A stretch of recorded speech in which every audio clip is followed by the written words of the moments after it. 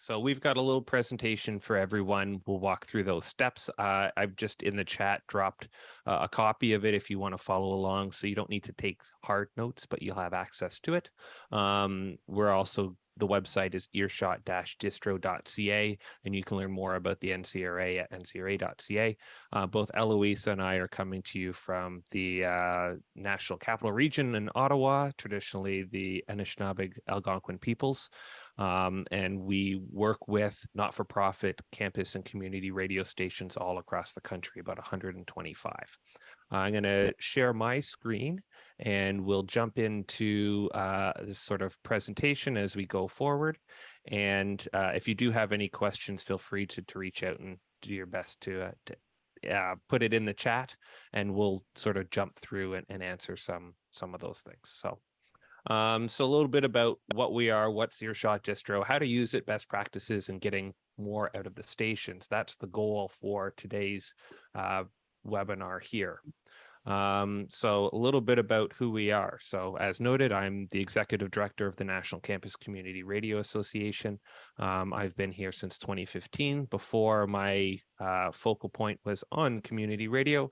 I used to host a radio show on CFRU at the University of Guelph station, and syndicated on about 30 stations around the country. So I was an electronic music fan, and that's sort of where this whole process came from. Eloisa, do you want to introduce yourself as well? Sure, yes. Thank you. So my name is Eloisa Veliz. I work with the CRA for about 2 years now, 2.5 years, I think.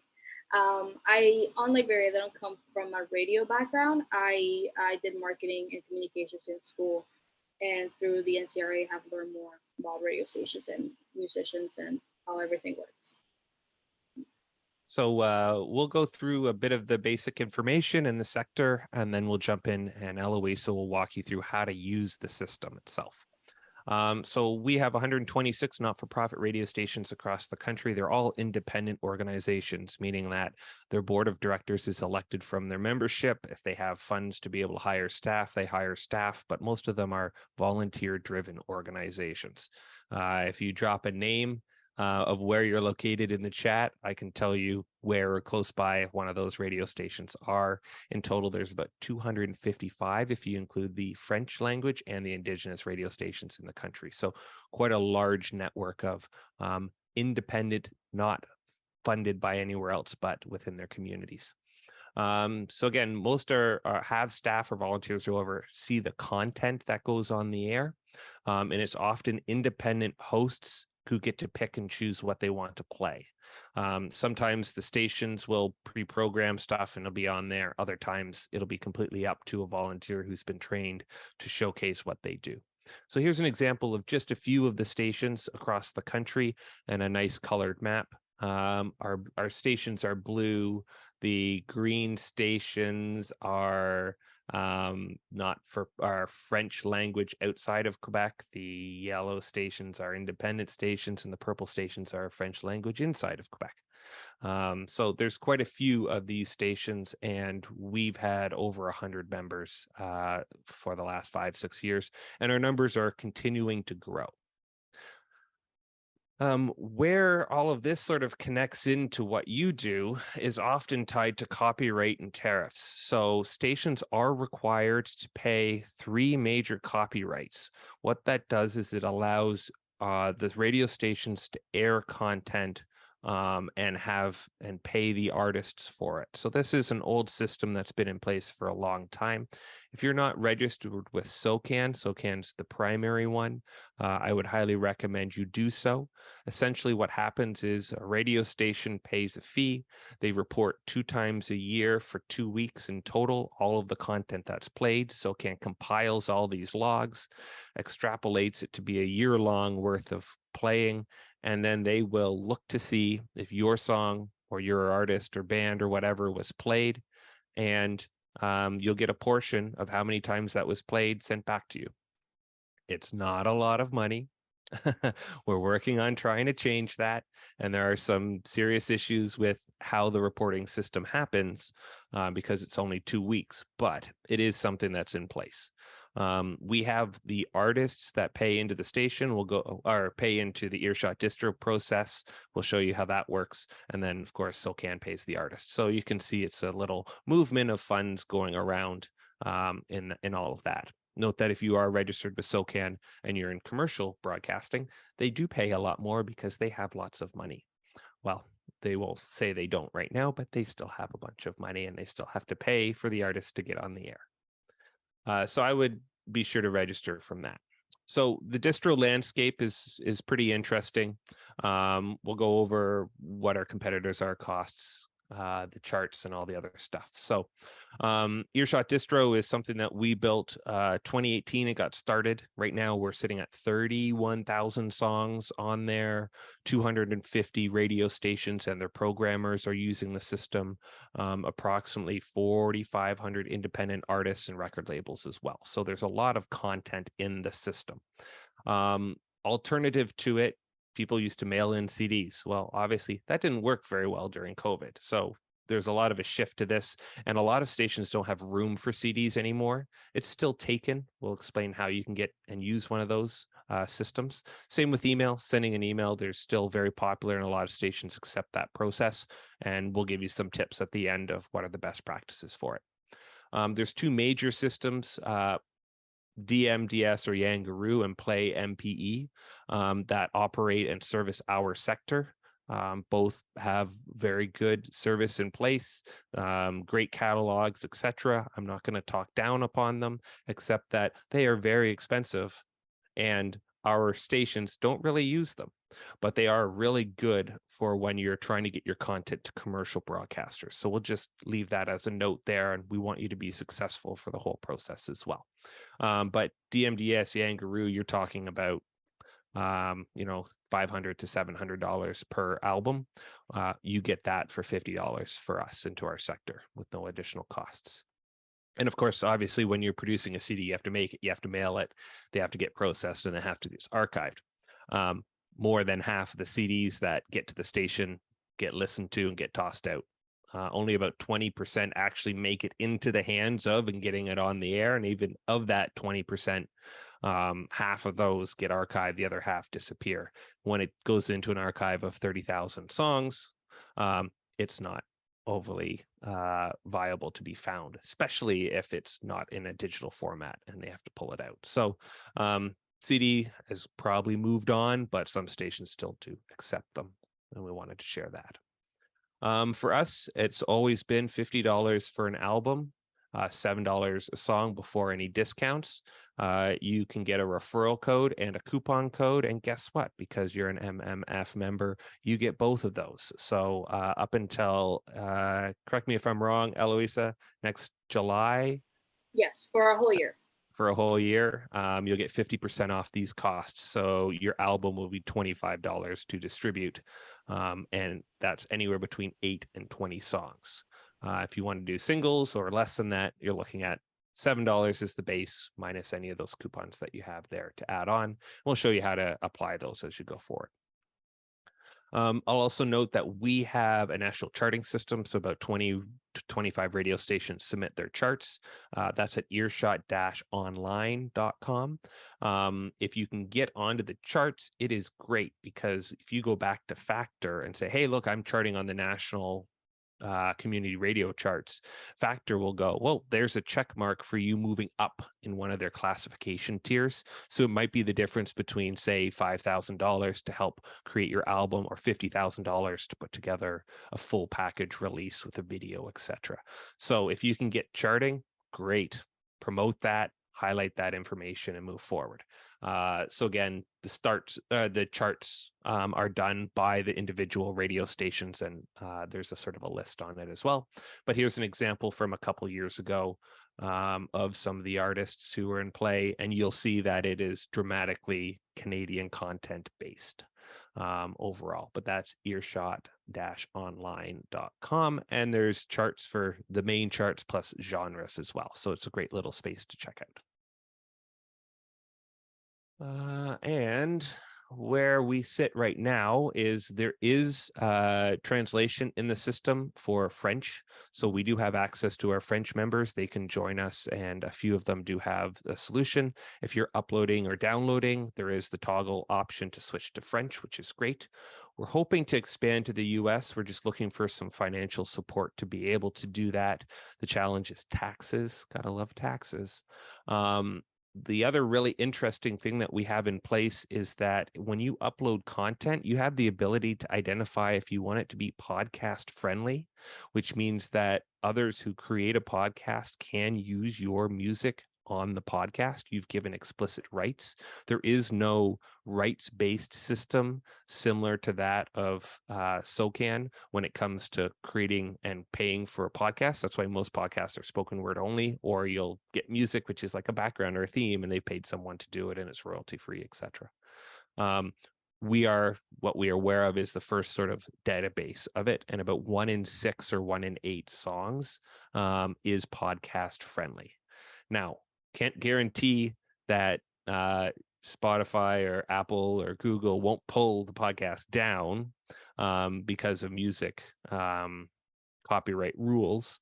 We don't have that technology to be able to connect to their database and allow them to authorize it. They don't really even have that themselves unless they're using their own internal database, because some of those groups will allow you to use their pool of music in the podcast. But it's a next step, and we're working towards those next things. And we're also trying to work with Library and Archives Canada as a national archive for all CanCon music or music Canadian music if you're not necessarily CanCon compliant. And yeah. So Eloisa is going to take us through a bit of a walkthrough here on uploads, how the reviews and the ratings work, what the genres are, communication, and some of the administration tools as well. And then I'll see if I can answer a couple of the questions that may be in the chat. And if they're already going to be answered later on, we'll talk about that in a bit. So yeah, I did want to point out that Adele did ask a question I think was relevant to what we're doing now, which is there compensation from any source of podcast friendly music?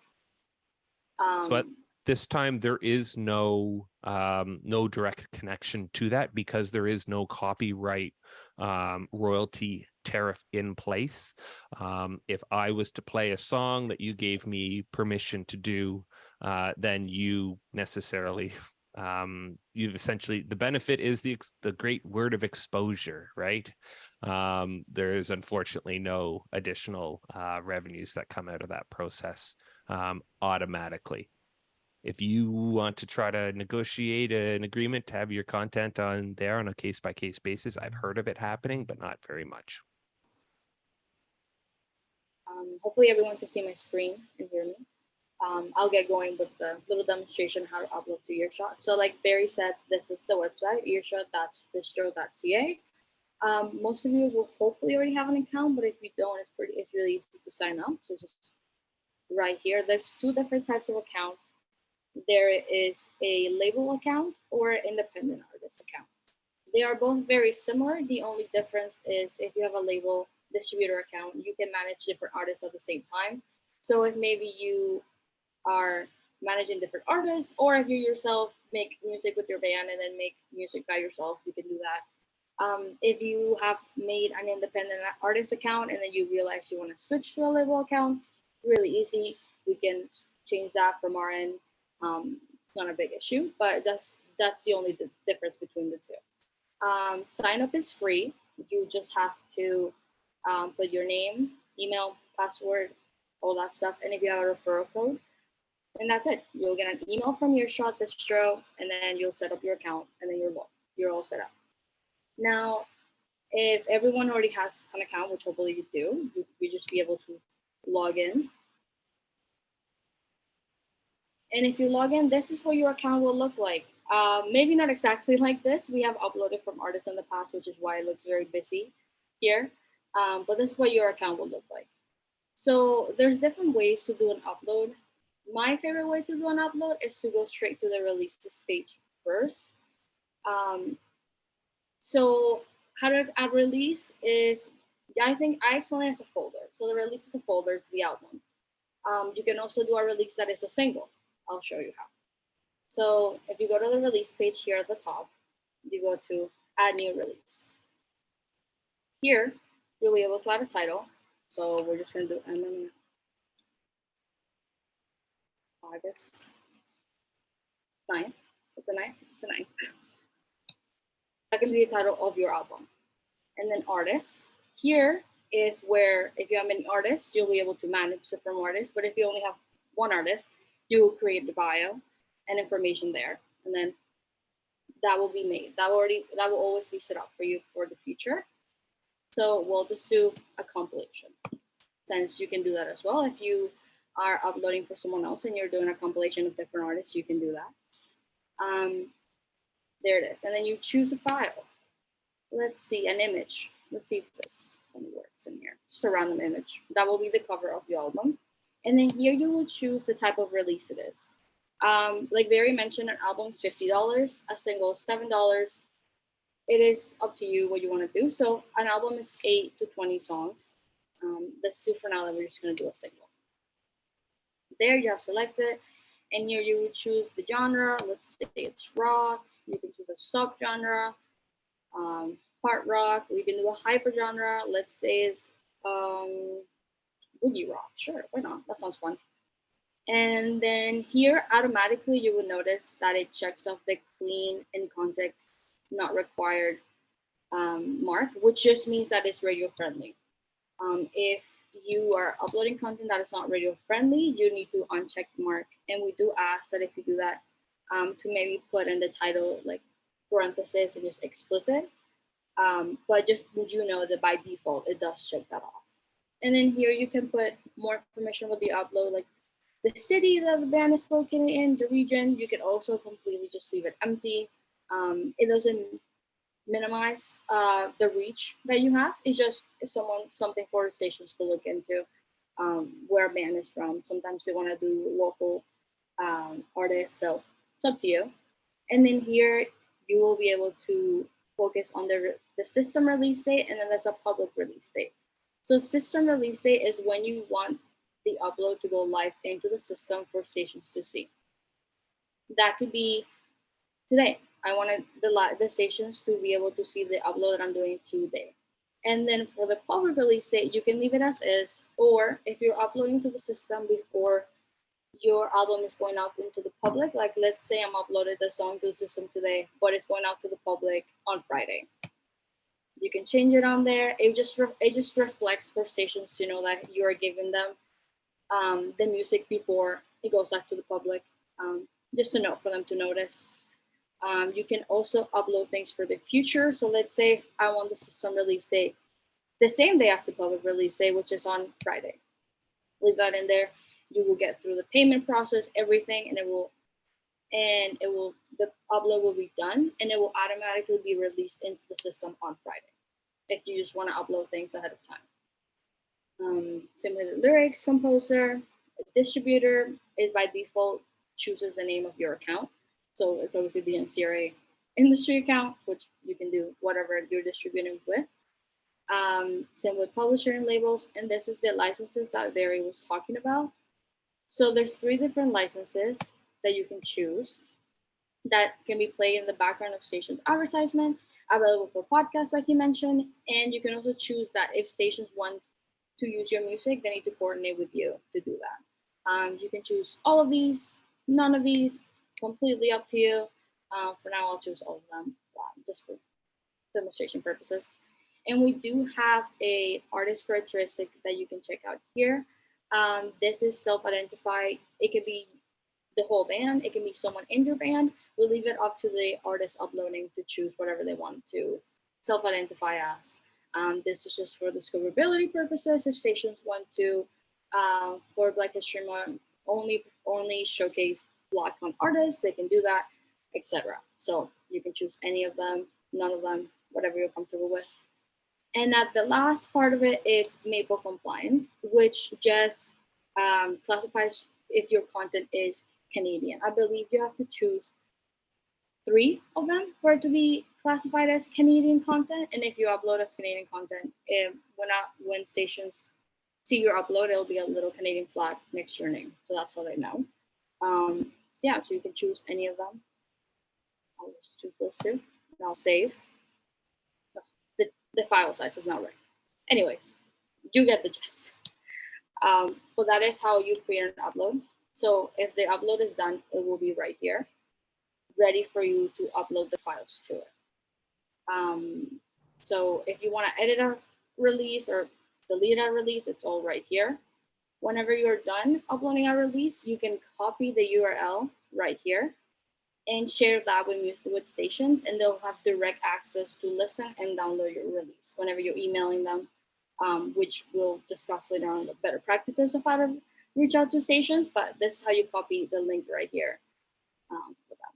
So to finish, I guess, the whole release part of this is you created your release, the shell of it is done. Now you need to add your music to it. So let's just use this one, for example. You will go to the edit button right here and just click here, and it will upload all your music files. We only accept WAV files because we upload at the highest quality, and then when stations download, they can download different formats that they use, but we ask that you upload on a WAV file format.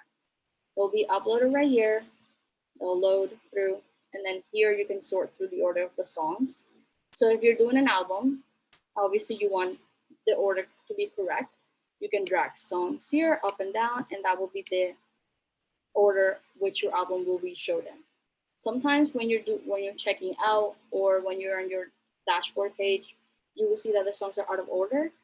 But as long as they are in order in your release page, they will be correct when stations view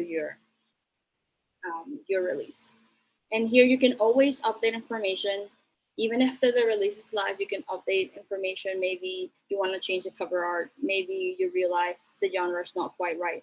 You can update all of that. The only thing you cannot change after a release is complete is the songs. You won't be able to add more songs to our release when it's complete. You can edit the songs information, but you cannot add more songs. So hopefully that makes sense. We can go back to the dashboard. So this is what the dashboard looks like. Obviously, once you made an upload, you'll see your artist name here. You can see interactions from stations. So like we can see Adam Nick's interactions right here when they were done. And there's different types of interactions, since song download, listen. Most of the time, if it says listen but not downloaded, you could kind of assume the station listened to your song and passed. But if they downloaded the song, you can most likely assume they will play it at some point at their station. And you can see the date and time.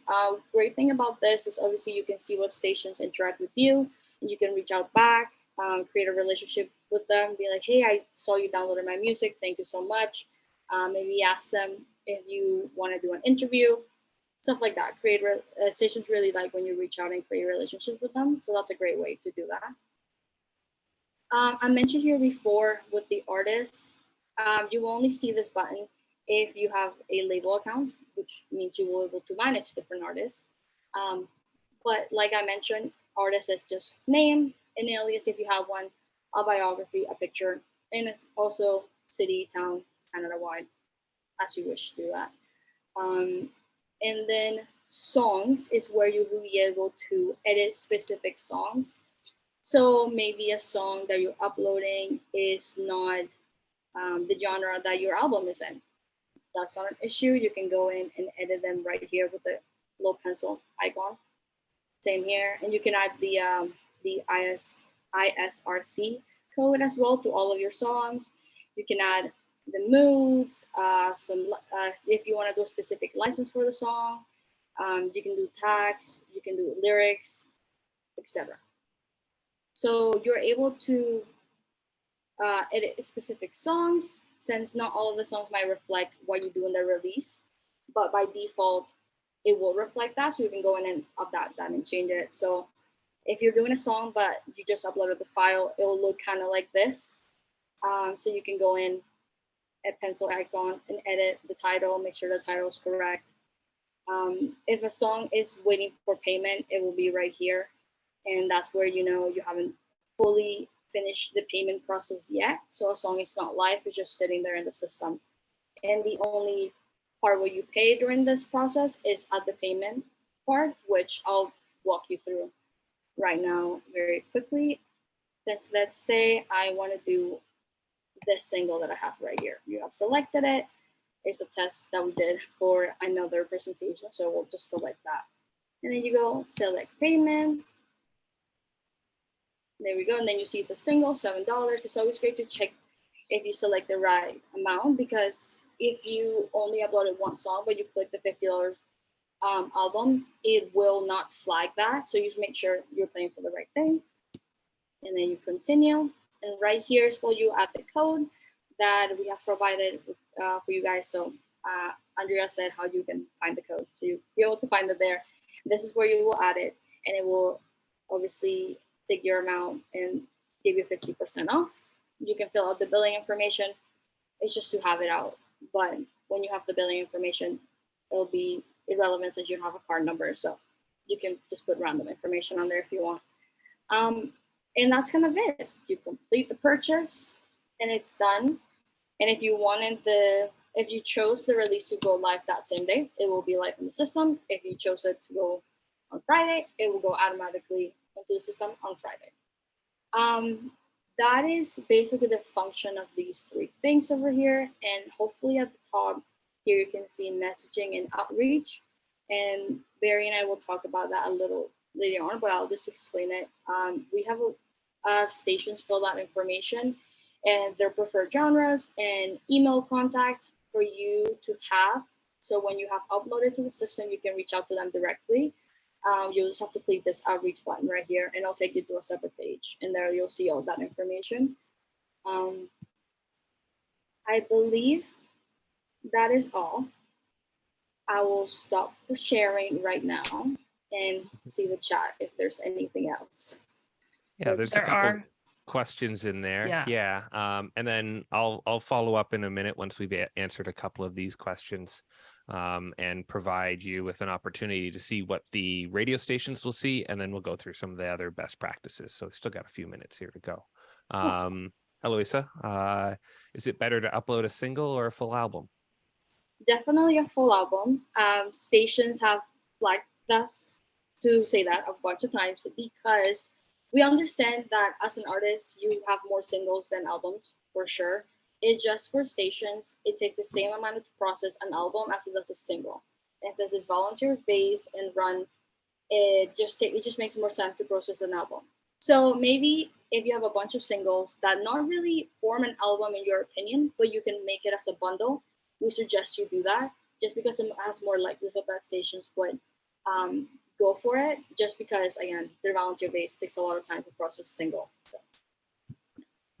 Similar to that, releasing a string of singles compiled to an album, would you suggest putting them out? Sometimes stations or people will ask, well, I have one single and then it's going to be on the album. Should I put the single out now and then wait 2 months till the album is released? And what's the best practice for that? Yeah, I usually say to wait, just because once you upload a single into the system, you won't be able, well, you load anything onto the system, like I mentioned, you won't be able to edit that upload. So if you upload a single and then later on that same single is going to go into an album, there is no way for you to attach that single again onto that album. So you'll just have to upload it twice, which is not a bad thing. It'll still be in the system live and they'll live both simultaneously there. It's just for money's sake, if you don't need to spend the extra $7 to upload the single first, we recommend just wait until the album. But some artists really are adamant, like they want to release the single first. I'm like, you can do that, go for it. It's just something to keep in mind that we recommend. Does music have to be new to be uploaded? No, we recommend that you can upload your back catalog. Again, we always get this question, how long does the music live in the system? It will live there forever until you decide to delete it. So you can upload your back catalog that you did. If you did like 3 albums like 4 years ago, you can upload that there. You can reflect when it was uploaded with the public release date, like I mentioned, just so stations know it's not like new content that they're bringing out to the world. But you can definitely upload your back catalog, have everything in there. Grace, your question about the discount applying for singles, it does. We'll take a look at that. There seems to be an error. Sean, for the label account under an artist name, or do you put your government name? It's the artist name. Whatever you want shared and promoted, that's what the system is sort of set up for. Can you highlight singles on an album? Not specifically, but in the liner notes, when you have the opportunity to release that information, we would include that, and we'll circle back to what's best to include in the liner notes or a one shot. And there's a way to communicate with the station programmers directly through the platform. We'll walk you through the step, Eric, in just a few minutes as well. Yes. Oh, someone just. Okay, sweet, great. Do you want me to show the station side of things, or you're gonna? I've got it loaded up right here. So for those who are interested, I've just logged in here on the music radio station side of things. We have saved searches and folders and all these other types of things. There is the opportunity. So there was a messaging button on the top of your account from the artist side of things. I'm just going to show you on the label or the radio station broadcaster side of things. I have the ability to directly reach out as a radio station to you through the messaging system. You can't go the other way. The reason we've done that is because we don't have the authority to allow the radio stations to give out their information. What we've done in the other sense, though, is we've created a database in which people can access that information. And Eloisa will show you that in a little bit. But it's also through that messaging button. There's a messaging and outreach. In this case, there's messaging from this side of things. If I wanted to search a library, it's very easy. When I log in, you saw that main screen and so on. If I quickly went to our search whole library option as well, it's going to automatically load up for me what's the latest releases of everything of what's been uploaded. So we can see here that Wilford Kozub just put out The Last Vibrations of Summer. And if I want to check out his release, I have the ability to go into the release and see it. We also have on this system here some music programs in a syndicated system. So we've actually included the syndication option available on it. My computer is hanging probably because I have a million tabs open at the moment, but if I do the drop down, I can see all the different songs on that release. If they're Canadian, if there's a review, I can add it to folders, what genres it is, what other language, etc. And if I want to go in deeper into the song, I can click and there's your artist information, there's the lyrics, there's the contact information that you would have uploaded. You'll notice that if you're the one uploading, there's all that information. That reaches out in the different ways and forms, and I can simply listen to, or if I want to download, I can click the download button, select which format I want to download it. So that's just very quickly on the discoverability side of things for you to be able to see as well. I'm going to jump back into the distribution process here. Is there any other questions to answer, Eloisa, before we go forward? Yes, there was a couple of questions, so I'll just run through those since they kind of relevant to what we were saying. If someone has an upcoming release, is it better to submit in advance? It is completely up to you. We have artists that maybe they'll release into the system a month in advance. There's some artists that are like, hey, I've only just heard about your system. My album came out a month ago. Is it okay if I upload it? And I'm like, absolutely. It's really how you want to build it out promotion-wise. Just depends on the artist. Either way, it will be live in the system eventually, and stations can get access to it. So it's really up to you. And then, is it a good practice to reach out to stations before the release, or only once they have downloaded or listened to it? I guess you can do either of those. We will. That's some reach out to the best practices that Barry's gonna mention right now. So I guess I'll be a segue to the best practices, and I'll answer the last question in a little bit. So you can continue. So if you're reaching out, here's an example of Too Late to the Party. What they've done is they said, hey, we just wanted to pass along the new single. It's out on, and they asked me to include it on Earshot Daily. By the way, Earshot Daily, we'll circle back to what that is because you can get some plays on the radio automatically through that program. And then there's a link, and you'll see that that link is available if you were under your releases page. or your song page, there'll be a little button in your side that says copy URL, and that will take you directly to it. So anybody who's sorted it. So here's a quick little follow-up email, which is a good example of how to be able to include that information. Something I quickly want to know about that link that you will copy is that it won't work for you. So don't get concerned if you copy that link and then you will click on it and nothing really happens. That link is meant for stations that have access to the system. So they will see what Barry just showed you on the back end of things. They will see the upload release. But for you, that link is just for you to share. It won't really open anything specific for you. Yeah, we don't want to make it available for your content to get leaked out through sharing of those links and so on. So you saw the earlier email. Well, we've included some recommendations of what to do if you're following up with that. So make sure that you're sending content with a download link to it. Don't attach it. It's going to be a huge file. They're not going to like an attached MP3. And don't buy links. The stations pay those royalty rights to allow content that's been delivered to them to go on the air. Technically speaking, they are not allowed to go to Apple and buy a song off of iTunes or download something off of your SoundCloud or Base or your Bandcamp page and all that kind of stuff. It's not technically legal. Does it happen all the time? Yes. Does SOCAN care? No. But we want you to follow the rules just in case. And there's all those other little problems that come with those things. We encourage you to have a basic one sheet that includes things like what it sounds like, any pronunciation for songs or artist names that are difficult to deal with. Again, the clean and the lyric advisory is really important for it.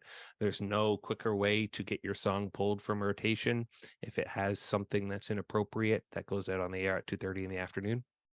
And if you are sending MP3 files outside of the system here, because it creates an MP3 file with all the data that you need. If you are sending something native, make sure the metadata is in the file. There's so many times where a radio station will download an album. The album will have the name of the album, and you open it up and it's track 1, track 2, track 3, track 4 with no other information, no idea who the artist is, no idea of any other content. And simply put, that just goes into the digital trash box because the stations can't use any of it. They have to have that information. We mentioned that there's a contact list under the outreach button. So if you were to click messaging and outreach, it'll pop you up to a new page. This is the information that you're going to get on that page. You're going to get when it was last updated, the station name, the province, the city, the name of the contact person, what their role is, their contact information, if they do tracking, what genres they like, what genres they accept, how to be put into touch, what formats, etc. Mailing list, different instructions. So there is, if I'm correct, Eloisa, about 40 stations that have done this. And then there's about another 45 or 50 programmers that have done this. Yeah, there's a lot more hosts than there is station because hosts themselves are looking for very specific music. So I always recommend people looking at the host section of it, which is you'll be stations and then hosts is at the bottom. And then there's a search bar right there where you can see, and there you can search the genre that they're looking for. So maybe you're like indie pop in something that might be not very niche, but niche to the stations that they're looking for. So they'll narrow down the list, and then you can reach out to stations that want to find your type of music. That way you don't contact stations who are only looking for metal or like, I don't know, country, so stuff like that. Yeah, it really annoys programmers when, I'm a folk song and they're getting sent hard metal. Like it's very simple. They'll just go, why are you sending this? You're obviously not paying any attention to the instructions that were sent out. And I'm not even going to share this with the show that's after us, which happens to be the metal show. So just an example of how you can use that outreach and contact page as well. So final little bits to go through. If you are having success with a station, feel free to reach out to them. Stations love doing interviews. If you're getting some traction, there's maybe an opportunity to do a tour or so. A handful of these stations have venues set up so that you can jump in and, do a live show or whatnot. If you're interested, again, some of those stations host. So communityradioexchange.ca leads into Earshot Distro. We've integrated that process. Earshot Daily is earshot-daily.ca. It is a music show that pulls content from Earshot Distro and creates a half-hour radio show every single day. And that is syndicated on about a dozen radio stations across the country. So if you go to that website and email AJ, who is the coordinator, and say, hey, can I get played on Earshot Daily? He'll work you into one of the shows in the next week or two. So it's kind of like a guaranteed way to get like 12 to 15 shows, stations for a hit. So that's a good little inside trick to you. Some of the other things that stations are looking for are liners or intro. Hey, this is Barry. I'm from NCRA, the band. We have our new album out. Check us out on Canoe FM, right? And those little types of things are really quite neat because they'll go, oh yeah, that's really nice that they've coordinated it for us, and they'll attach it or whatnot. Feel free to tag stations when you have a new release on social media. Just don't be overly aggressive. Once or twice is fine. But more than that, it's going to get frustrating for them. I get tags all the time from people on our accounts. Here's our weekly show. It's like, yes, we know it's our weekly show. We don't need to flood our feed with that, but once or twice every so often, happy to be able to highlight, especially if it's something neat or unique or anything else that way. Stations do like t-shirts, stickers, signed posters, but just be sure to check first with them. And I would highly recommend that you set up a Google alert for yourself. It's a really good way in which you can make sure if any content is played. A lot of the time, these web crawlers go through and pick up information on track lists that are posted on shows and so on. And if you have one, you're going to be able to see where stations are sort of picked up and played as well. Our contact is support@earshot-distro.ca. So if you have any questions that we weren't able to answer, we're happy to be able to do that. And again, I dropped a link to this Prezi in there, and what Eloisa did for the learning and development, the training of it. There is a full recording that's a little bit longer and a little bit more detailed, available on the website as well. So you can always refer to that when you're doing those uploads. Couple more questions, I believe, Eloisa, if you want to answer one or two. Yes, so I was just replying to one in the chat. Someone asked the follow-up question, which should I, where to go? Oh, should they reach out to stations before or after release is done? I definitely say reach out once the release is live, and then give it a little bit of time and see your interactions. And then whoever you see interacted with them, it's great to shoot them an email afterwards, being like, hey, I saw you downloading my stuff. Thank you so much. Maybe say, I have an upcoming album in whatever time, just to keep them in mind and create that relationship. I know stations do appreciate that when artists, especially if you're local, reach out. And back to what Barry was mentioning before about the stickers and shirts, you can email them first. And we didn't mention that CDs are not a thing anymore. Some stations, like Barry mentioned, do like CDs, and that will most likely be small local stations. So if you're in a local area, you can email them and ask. And if they say yes, great.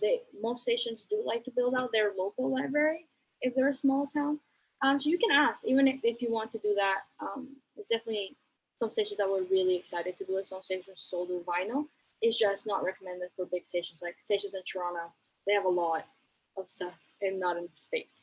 But for some stations, it does really make a difference for them. So just wanted to point that out as well. I'll answer one or two other quick questions that I see there. Is there a list of stations that have live interviews set up? At this time, there is not. Most stations or programmers will have something available in some form. Often, it'll be a Zoom or something of that nature, but also many of them will have a space in the studios. If it's not a dedicated like band room, I would say about a third of our members have that. It'll be probably a secondary studio, or sometimes even in the main studio, there is a hookup to be able to, if you're doing a small acoustic set or have a 2 or 3 piece group. I have seen full bands, 5 or 6 people play in a tiny little room, and they've moved the drummer and somebody else into the other. There's some innovative ways to get live content on the air. I'm not an audio engineer. I don't know how well it sounds, but there are some opportunities, and you're probably a little better off if you're a smaller group than others. So Exactly. there was the question if you can search station by genre. So as was noted in that searchable function, yes, it does tell you on the outreach button. You just drop in the genre that you're aiming for, or you can browse through item by item or line by line of stations, and it will tell you what their main genres and their preferred genres are. So if you want to quickly reduce that 40 down to, the 15 that will take folk music, just type the word folk in and it will filter that for you automatically there. I did drop in the chat as well. We did a research with the radio stations and musicians on how to distribute content to stations, like not even just through your show, just in general. And we have released best practices. So it's on our website, but it's how to distribute music. So I uploaded the link on there, as well as the Earshot Daily one.